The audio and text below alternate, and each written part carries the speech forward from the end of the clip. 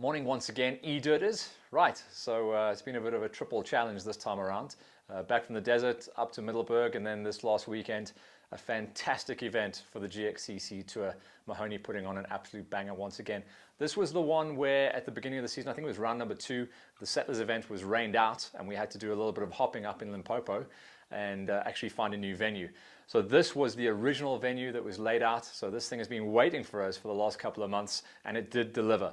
Extremely dry and dusty, and the reason that we couldn't ride on it and race on it at the beginning of the year was because it's that dark, almost black dirt, and when that turns muddy, it turns clay, almost Maritzburgy style, so offers absolutely no grip, and it's a quagmire. This was nice and dry, nice and dusty, entry of just under 300 riders. The WOW category, high five to you guys. That's the Weekend Warrior one-day license category that MSA rolled out this year. Pretty much keeping racing alive, and again, well over 50 entrants coming out of just that category alone, bikes, quads, and the ladies. So thank you very much for you guys for turning up. For the national guys and the guys that went on to win the categories throughout the day, it was quite busy. Some of the key players that we were watching out for, Zach Niemann. Zach Niemann, wow, what a ride. The guy rocking and rolling in the OR1 class. Doesn't always turn up to the nationals, but is becoming a little bit of a GXCC specialist. And this high speed, high octane track definitely suited his style. Obviously a rider that loves the hard pack, and he was one of the guys that was hugging and kissing Lawrence Mahoney at the end of the day because he absolutely loved that track. The kids and the smaller bikes did run good at this track as well. In fact, the last lap gave us some of the closest and tightest racing of the season so far. I think the top 5 crossed the line within around about 3 or 4 minutes of each other. Zach Niemann was there, running great numbers in the OR1s. Also, Dion du Toit, welcome back to racing from one of our stars riding out of the Bert Smith Racing Camp. Good to see him come back. He's had, I think, about 3 or 4 years of terrible injuries, coming back and recovering, and it was great to see him climbing the ladder as well. The seniors racing, Bert Smith himself got onto the podium. Bruce Viljoen was there, and of course Ludwig Jansen van Vuren. Incredible ride from him, the base fit rider, certainly starting to deliver the goods, and we knew it coming into this year. He certainly had a really good footing and knew that he was going to be able to deliver. He's been waiting for a good show. He had a pretty rough desert, and I think this has put the smile back on his face, so well done, Ludwig. For the OR3s, those are the little 250 bikes. Incredible story this time around. High-speed track, and it was the 250 rider, and that's Taki Bodgiages on the Rad Motos Trolley Designs KTM. He came good, put in a stonker, and actually won in the overall after 6 laps of racing by 1 single second. That's how close it was. Cam Becker was right there with him as well. So Cam running some great pace this time around.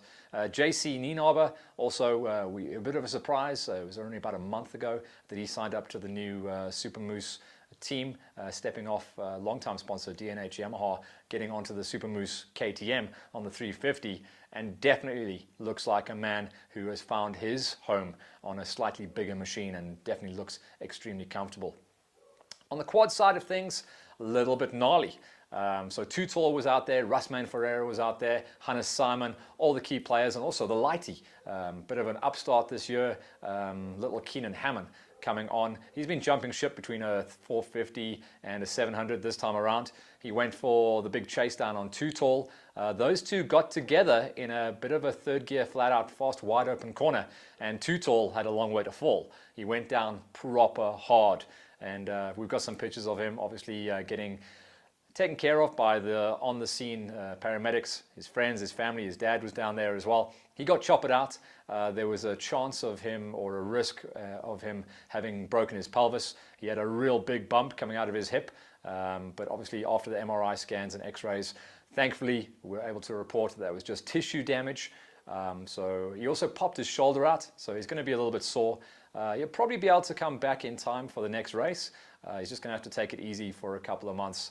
Too Tall, we wish you the best recovery, and we know you'll be back. And crash is always an excuse to buy some new kit and possibly a new helmet.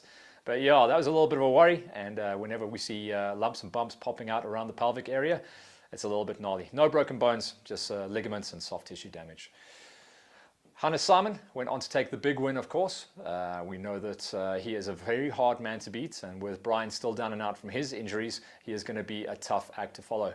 Rusman Ferreira, unfortunately not suffering a shock value this time, just looked like an intermittent electrical problem, forcing him out, should I say, to park the bike or the quad around about the 3/4 marker. Russ was definitely up there looking for a podium, and we know we'll see him back. The ladies are starting to really deliver at these events as well as the lighties. We're starting to see much more fielding coming in from the 65s, the ladies on the quads and the two-wheel side of things, and all the junior categories. And this is where we need to really promote the sport, and that's where GXCC and a lot of the other tours that I'm following do a great job of building grassroots, as they say, and developing from the ground up. That is all the big highlights that we're going to be talking about coming out of the GXCC round. That was round number 5 of 8. So we've still got a nice busy season, and we will be following all that action as we move forward. I'm going to be taking a little bit of a time out. It's always nice to grab a little moment around about the halfway marker of the year. Take a breath, take a breather, and then land with your feet in 5th gear and get going once again. The real throw forward that we're looking at towards the end of this month will be the long-awaited next round of Mike Puzzi's Biker Warehouse Nightcross. Of course, remember around about 2 months ago, we actually had to can round number 3, and that was due to very severe cold weather and rain cancelling that one out. I know Mike did run a nice practice day on that session, and a couple of the hardcores did go out there and get some valuable training in the bag. Hopefully this time around though, at the end of this month, the last racing weekend of the month, it's going to be nice and busy. We expect to see everyone line up, and I know that all the adverts are starting to fly around on Facebook and social media, so make sure you tag that one. Is running on the last racing Saturday of the month. We'll all be there, we'll be covering the event, and we expect to see all the key players bang it in there, give us a real good pro, intermediate, novice, junior, and obviously the age category lineups. It's going to be nice and busy. It should be a dry weather one. We are deep into the heart of winter. That'll be the next race and next event that we cover before we throw forward and start talking about August. Can you believe it? August already. It's been a hell of a year. We'll see you guys out there on the trails, and e-dirters, keep it safe. We'd like to hear your opinions on what you think of the blogs and anything that we can add and maybe cover with Hollywood Hills. We are speaking to some sponsors at the moment, and we'll be doing some product reviews going forward and into the month of August. Watch out, because this is just the beginning, and Hollywood Hills is definitely working out. From myself, Matt Hollywood Smith, I'll see you in a couple of weeks, and we'll see you out at Nightcross.